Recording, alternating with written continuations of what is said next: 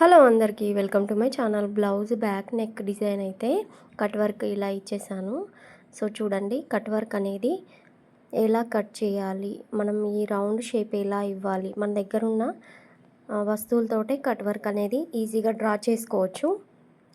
మన దగ్గర cut work scale లేకున్నా సరే, మనకు బాటిల్ మూతలు ఉంటాయి కదా, మనకు ఇలా కూల్ డ్రింక్స్ బాటిల్ మూతలు ఉంటాయి చూడండి, వాటితోటి కూడా కట్ వర్క్ అనేది ఈజీగా డ్రా చేసుకోవచ్చు. చూస్తున్నారు కదా, నేనైతే కట్ వర్క్ ఎలా డ్రా చేశాను. ఈ డ్రా చేసిన దాన్ని స్ట్రెయిట్గా ఫస్ట్ మనము ఒక రౌండ్ అయితే గీసుకోవాలి. గల్లకు రౌండ్ గీసుకొని చూస్తున్నారు కదా, కదలకుండా మిడిల్లో ఒక స్టిచ్ అయితే వేశాను. చాలా ఈజీగా కట్ వర్క్ స్టిచ్చింగ్ అయితే బ్యాక్ నెక్కి డిజైన్ చేయొచ్చండి. నేను ఈ వీడియో కింద ఫుల్ వీడియో పెట్టాను, వెళ్ళి చూడండి. ఆ లింక్ని క్లిక్ చేయగానే లాంగ్ వీడియో వస్తుంది, వెళ్ళి చూడండి.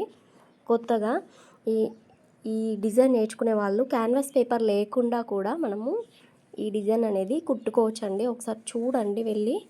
అలాగే నేను ముందు చూపించిన ఆ బ్యాక్ గల్ల కట్ వర్క్ ఎలా వచ్చిందో కామెంట్ చేసి చెప్పండి. Thank you for watching.